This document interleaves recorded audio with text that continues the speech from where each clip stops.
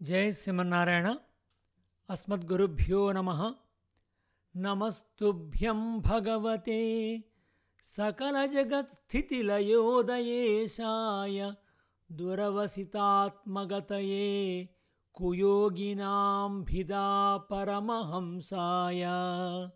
ఓ భగవానుడా, సకల జగత్తు యొక్క సృష్టి స్థితిలయములకు అధీశ్వరుడవు నీవే. కేవలము భేదమును మాత్రమే దర్శించే అయోగ్యులకు సాధకులు నీ యథార్థతత్వమును తెలియజాలరు. పరమహంసకు నీకు తేడా లేదు. సూర్యాదులను కూడా ప్రకాశింపజేసేది నీవే. నీకు నమస్కారము. 6th Canto 16th Chapter 47th Prayer. భగవద్బంధువులారా, Srimad Bhagavata తత్వదీపిక 3వ స్కంధము 44వ పాడ్కాస్ట్లో స్వాగతం. ఈ భాగంతో మనం కపిలగీత యొక్క విషయాన్ని పూర్తి చేసుకోబోతున్నాం. దీనితో 3వ స్కందము కూడా పూర్తి చేసుకోబోతున్నాం. ఇంతవరకు విదుర మైత్రేయ సంవాదంలో భాగంగా దేవహూతికి కపిలుడు వివరిస్తున్నటువంటి గీతా భాగాన్ని మనము అనుభవించాం. ఏ వ్యక్తి అయితే ధర్మ మార్గం ప్రవర్తిస్తూ ఉంటాడో, ఎలా అర్చిరాది మార్గంలో ధూమాది మార్గంలో ప్రయాణిస్తాడు, బ్రహ్మ యొక్క కాలపరిమితిలో బ్రహ్మ యొక్క ప్రయాణం ఎలా ఉంటుంది, విషయాలని మనం అనుభవించాం. ముందు భాగాన్ని మనం అనుభవిద్దాం. ఇంతవరకు నీకు జ్ఞానయోగము, భక్తియోగము అనే రెండింటినీ ఎరింగించి తిని, ప్రకృతి కంటే వేరైన పరమాత్మ ఆత్మగాగల జీవాత్మను ఉపాసించుటచే దానిని దర్శించుట జ్ఞానయోగం అనబడును. సమస్త జగత్తు శరీరముగా గల సత్వాది గుణములు లేని కళ్యాణ గుణములు గల పరమపురుషుని ప్రేమతో ఎడతెగక స్మరించి దర్శించుట భక్తియోగం అనబడును. ఈ భక్తియోగముచే జీవుడు సత్వాది గుణములు సంబంధం లేనివాడగును. ఈ రెండింటి చేతను లభించడి పరమ ప్రయోజనము భగవానుడే. పాలను మనము త్రాగుచుందుము. ఆ పాలను కంటితో తెల్లగానున్నవని గుర్తింతుము. నాలుకతో తీయగా ఉన్నదని చవిచూతుము. చర్మముతో వెచ్చగా ఉన్నదని చల్లగానున్నదని గుర్తింతుము. అన్ని ఇంద్రియముల చేతను ఒకే ద్రవ్యములోని వేరువేరు భావమును అనుభవించున్నట్లే శాస్త్రములను భగవానుని దర్శించుటకు భిన్న భిన్న మార్గములను చెప్పినవి. మార్గములు వేరైనను వానిచే పొందపడు ఫలము అనగా పరమార్థము ఒక్కటే. ఆ మార్గములు కర్మయోగము, జ్ఞానయోగము, శరణాగతి అని భిన్నములుగా ఉండును. పాంచరాత్ర శాస్త్రము భగవాన్ని పూజించి విధానము చెప్పినది. వేదములోని పూర్వభాగము భగవాన్ని ఆరాధించు క్రతువులను చెప్పినది. స్మృతులు వ్రతములను ప్రతిపాదించినది. వేదాధ్యయనము, వేదార్థమును పరిశీలించుట కూడా భగవత్ప్రాప్తికి మార్గమే. ఇంద్రియములను జయించుట, మనసును జయించుట, ఫలమునందు సంగము లేకుండా కర్మలను చేయుట యోగమందురు. ఈ కర్మయోగముచే పొందబడేడి ఫలము భగవానుడే. భగవానుడే ఆత్మగా ఆత్మస్వరూపమును ఎరుంగుట కూడా జ్ఞానయోగము. ఈ ఆత్మజ్ఞానముచే వైరాగ్యముచే మంగళ గుణములు గలవాడగును. హేయ గుణములు లేనివాడును స్వప్రకాశుడును అగు భగవానుడే పొందబడును. భక్తియోగము తామసము, రాజసము, సాత్వికము, నిర్గుణము అని 4 విధములుగా వివరించి తిని, అట్టి భక్తియోగము కూడా భగవానునే పొందించును. కాలము జీవులలో సకల పదార్థములలో లోన ప్రవేశించి ఉండి ఎవ్వరికీ గోచరము కాకుండా పరిమితిని కలిగించుచుండును. అట్టి ఇంద్రియములచే గుర్తింపదగినది కాదు. దానిని ఎరుంగుట భగవానుని ఎరుంగుట. అజ్ఞానము చేత కర్మచేత జీవుడు కూడా అనేక విధములుగా శరీరములో ప్రవేశించి జన్మించుచు, చనిపోవుచు, మరల పుట్టుచూ తిరుగుచున్నాడు. ఇవి అన్నీయూ నీకు ఉపదేశించి తిని, ఇది చాలా రహస్యమైన ఉపనిషత్సారమైన భూతమైన అర్థము. ఇది నీచమగు స్వభావము గల వారికి చెప్పకూడదు. మూర్ఖులకు, నడవడి లేని వారికి, దాంభికునకు చెప్పకూడదు. ఇల్లు ఇల్లాలే సర్వము అని భావించు వారికి చెప్పకూడదు. వినవలనని కోరిక తొందరగలవానికి, లోక విషయములకే ప్రాకులాడకుండా ఉండు మనసు గలవానికి, అన్నిటికంటే నన్ను ఎక్కువగా ప్రేమించువానికి, ఒకరి గొప్పదనమును చూచి ఓర్వగలిగిన వానికి చెప్పవలెను. అమ్మా, శ్రద్ధతో ఎవడు దీనిని ఒక్కసారైనను వినునో లేదా ఒకరికి చెప్పునో అట్టివాడు నాయందు మనసు నిలిచిన వాడగును. ఇతరములగు విషయములపై కోరిక తగ్గిన వాడగును. నన్ను స్మరించి ప్రేమించువాడగును. అట్టివారు నన్ను సేవించి తరించువారగుదురు. దేవహుతి కపిలుని వలన తత్వపురుషార్థములను విని అజ్ఞానము తొలగినదాయెను. ప్రకృతి, పురుషుడు, ఈశ్వరుడు అనడి 3 తత్వములను గూర్చిన జ్ఞానము పరిపూర్ణముగా గల యోగులకు విశ్రాంతి స్థానము కపిలుడు. అట్టి కపిలుని ఆమె నమస్కరించి ఇట్లు స్తోత్రము చేయుతున్నది. కుమారుడే జ్ఞానమును ఉపదేశించిన గురువైనాడు. అందుచే గురువుగా ఆమె నమస్కరించినది. దేవా, నా భాగ్యమే భాగ్యము. బ్రహ్మ కూడా నీ నాభికమలము నుండి పుట్టి నీ దివ్యమంగళ విగ్రహమును ధ్యానము చే సమాధిలో దర్శించినాడు. అట్టి నీ రూపమును నేను నీ నేత్రములతో ఏ సాధనము లేకుండా చూడగలిగినాను. నీ రూపము ఆనాడు జలములలో శయనించి ఉన్నది. పంచభూతములకు, ఏకాదశ ఇంద్రియములు, శబ్దాది విషయములు, ఆత్మలు నీ జఠరములు అణిగి ఉన్నవి. కార్యవర్గమంతయు అణిగి ఉన్న కారణరూపమైన నిన్ను ఆ చతుర్ముఖ బ్రహ్మ ధ్యానముచే దర్శింపగలిగినాడు. అట్టి కారణరూపుడవైన నీవే బ్రహ్మాదులను సృష్టించి వారికి రజోగుణమును అధికముగా చేసి వారికి సృష్టి చేసడి శక్తిని అనుగ్రహించి వారిలో అనుప్రవేశించి సృష్టి చేయించితివి. ఏ విధమగు వ్యాపారము చేయని వాడై ఉండి సంకల్పమాత్రము చేత జగత్తు యొక్క సృష్టి స్థితి లయములను చేసిన వాడవు నీవు. జీవులందరిలో వ్యాపించి నియమించువాడవై వేరొకడు నియామకుడుగా నీకు లేని ఆత్మేశ్వరుడవు. ఊహించుటకు వీలుగాని శక్తులు కలవాడవు.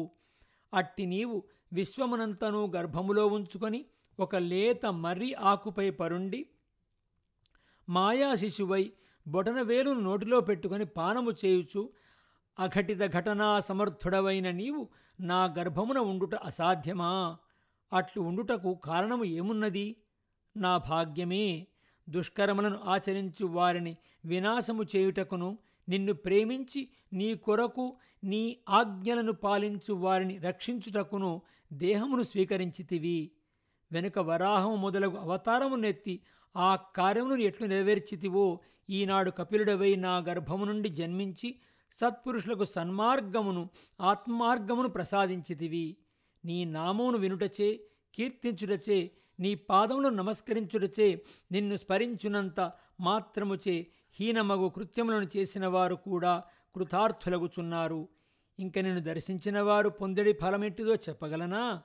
ఎంతటి హీన సంస్కారము గలవారైనను నీ నామము జిహ్వాగ్రమున కదలాడిన నాడు జ్ఞానుల కంటే అధికులగుదురు.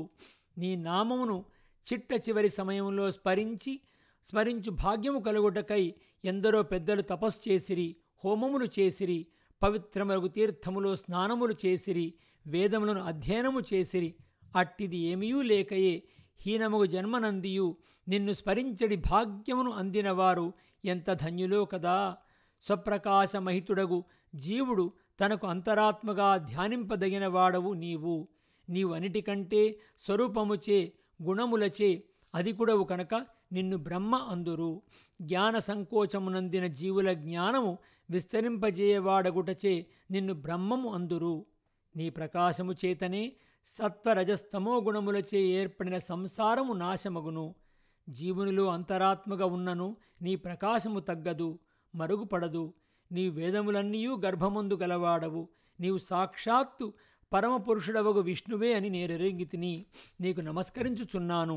ఇట్లు దేవహుతి స్తుతింపగా తల్లిదండ్రులపై వాత్సల్యము గల కపిలుడు గంభీరముగు వాక్కుతో తల్లితో ఇట్లు పలికెను.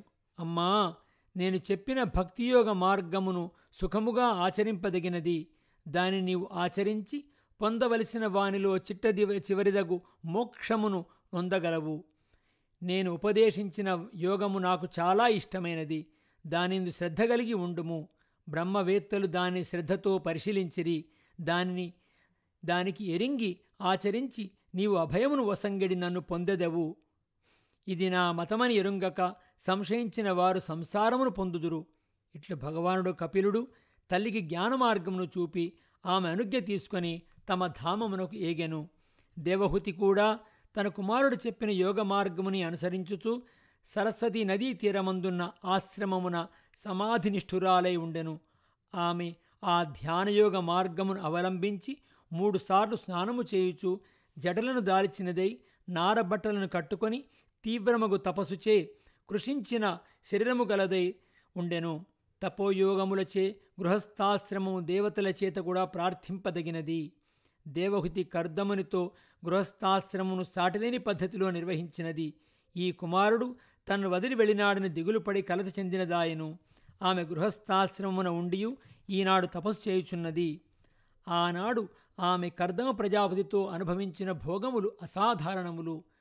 పాల నురుగు వంటి తెల్లని మెత్తని పాన్పులు, దంతములతో చేసిన బంగారుతో కూర్చబడిన పరికరములు, బంగారు ఆసనములు, మెత్తని ఆస్తరణములు, స్వచ్ఛమగు స్ఫటికములతో ఏర్పడిన గోడలు, వాటిలో ఇంద్రనీల మణులు అందమునకై పొదగబడినవి.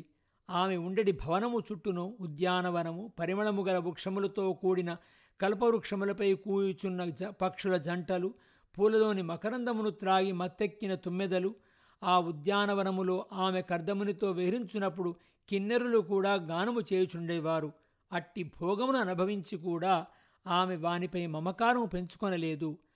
ఆమె గృహస్థాశ్రమ నిర్వాణము అంత గొప్పది. ఇప్పుడు భర్త వనములకేగినాడు. కుమారుడు కపిలుడు కూడా తనకు జ్ఞానము చేసి జ్ఞానం ఉపదేశించి వెడలినాడు. అందుచే కుమారుని ఎడబాటు ఓర్వలేక తత్వజ్ఞానం పరిపూర్ణముగా కలదైనను దూడపోయిన గోవువలే మనస్సును చెదిరినదే ఉండెను. శ్రీహరియే తనకు కుమారుడిగా జన్మించినాడని ఆమె ఎరుంగును. అతనినే చాలా కాలము ధ్యానము చేయుచు గృహమునందు భోగములందు మమకారము లేనిదై చాలా కాలముండెను. ఇట్లు ఉండి కపిలుడు ఉపదేశించిన భక్తియోగముచే ఎట్టి రూపమును ధ్యానము చేయవలసినదిగా కపిలుడు ఆదేశించినాడో ఆ రూపమునే ధ్యానించుచు విచ్ఛేదము లేని ప్రయోజనము కోరని భక్తితో వైరాగ్యముతో భగవానుని ఆరాధనము చేసినది.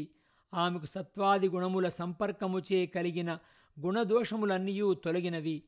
తనకు ఆధారభూతుడైన భగవానుని యందే మనసును స్థిరముగా నిలుపుకొని ఉన్నది. ఆమె శరీరముతోనున్నను జీవభావము ఆమెలో తొలగిపోయినది. శీతోష్ణాయ ద్వంద్వములచే ఆమెకు క్లేశము కలుగుటలేదు. పరమాత్మానుభవముతో ఆనందమును అనుభవించుచున్నది. నిత్యము ప్రత్యేగాత్మ అనగా జీవాత్మ శరీరముగా గల పరమాత్మయందే మనసు నిలుపుచున్నది. సత్వాది గుణములచే కలిగడి దేహమే ఆత్మ అనడి భ్రాంతి, తాను స్వతంత్రురాలు అనడి భ్రాంతి తొలగిపోయినది. శరీరమునకు సంబంధించిన సుఖదుఖములను స్మరించుటలేదు.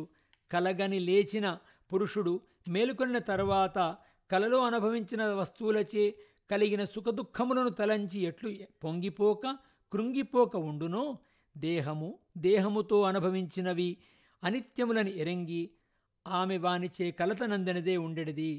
ఆమె ఆహారమునకై ప్రయత్నము చేయుట మానినది. ఎవరో వసంగిన దాన్ని తిని జీవించుచున్నది. అయిననూ కృషించలేదు. శరీరమును ఎట్లు పోషించుకొందును అనడి మానసికమైన ఆలోచన లేకపోవుటయే ఆమె కృషించకపోవుటకు కారణము.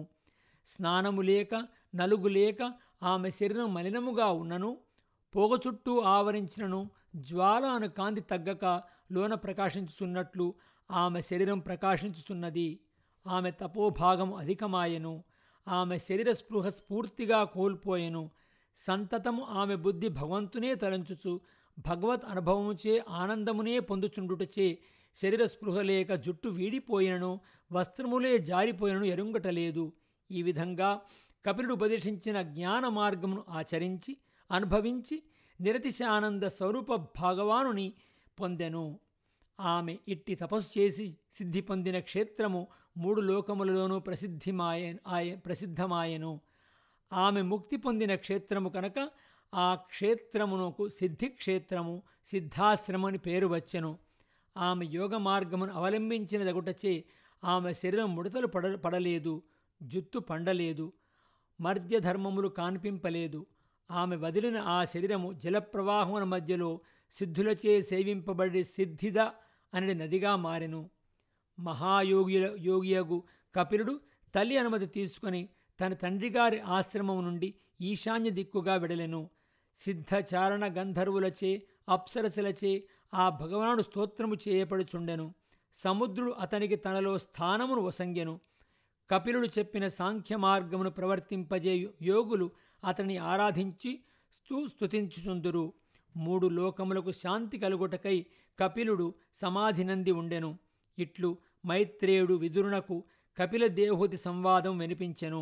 ఇది పరమ పవిత్రము, ఇది చాలా గుహ్యతమము.